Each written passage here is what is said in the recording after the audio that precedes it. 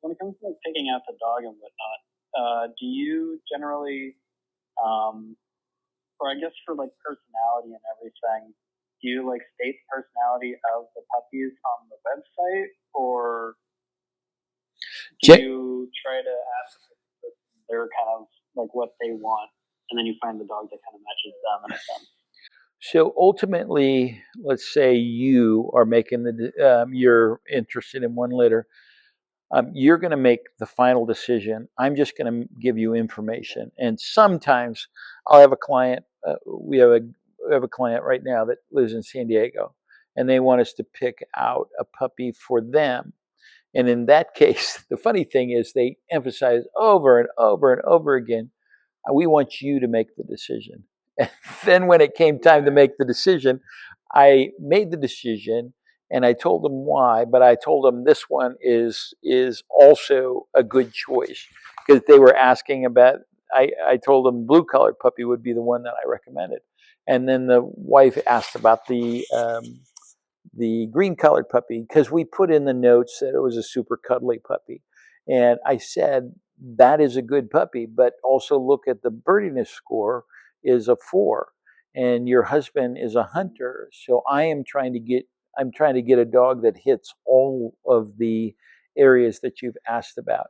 Well, the reality was that the husband could care less about cuddly and the wife could care less about a high, bird score. So now I'm kind of trying to navigate. And I just said, I wanted a dog that would hit everything that you were looking for. You asked me about a dog that hit 4 out of 5 or 4 out of 6 of the attributes you were looking for. And I tell people, if you use me, I am not going to get emotional. If you don't use me, I'll almost guarantee that you'll get emotional. But that's nothing wrong with that. But just realize that when you let your emotions get in, maybe you're not going to end up with what you thought you were going to end up with. And I've had crusty old duck hunters, and they tell me all the things that they want in their dog. Then they show up, and their granddaughter is there, and the meekest puppy curls up on their granddaughter's lap. And she says, Grandpa, I like this one. And they go home with that one. You know, it's kind of like, Oh, cute. yeah, I mean, it's illogical, but Yeah. it's okay. And some people say, well, we let the dog pick them. Well, literally, if you let the dog pick me, I've got a group of 6 puppies out in the backyard right now. And if you sat in that pen, every dog would be chewing on your ears, tugging at your shoelaces, trying to get in your lap, trying to lick your face. Okay, which one picked you? Is it the one that chewed on your ear, or is it the one that licked your nose, or is it the one that chewed on your shoelaces? They all seem to pick you. So to me, that doesn't seem super logical either. So what we do is we test all puppies on 5 different traits, and we look at them in comparison to each other. So one of the traits is energy. So the highest energy puppy is going to have like a score of 8. And then, well, okay, which one is the next highest? And that's a score of 7. The next highest is a score of 6. So you can compare things that before you meet the puppies. So maybe you can narrow it down to I think I should be looking at these 2 puppies. We test them on energy, boldness, birdiness, retrieve, and there's one other one that I'm not thinking of. Oh, responsiveness. And then we tell you which ones are the biggest. And if you have yellows or chocolates, we'll tell you which ones are the darkest. And then we let you decide unless you want us to intervene and tell you. Most people want my information and then they want to make the decision finally. And that's, I Hmm. think that's the best way to do it is let me give you as much based on what you've told me. This is what I think you should do. And in that case, the husband and wife case, they ultimately went with my decision.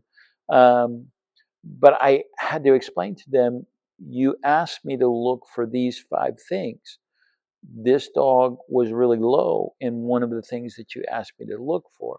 So I brought logic into it and reminded probably all puppies are fairly cuddly. It's just that puppy happened to cuddle, with whoever was testing it at that particular point.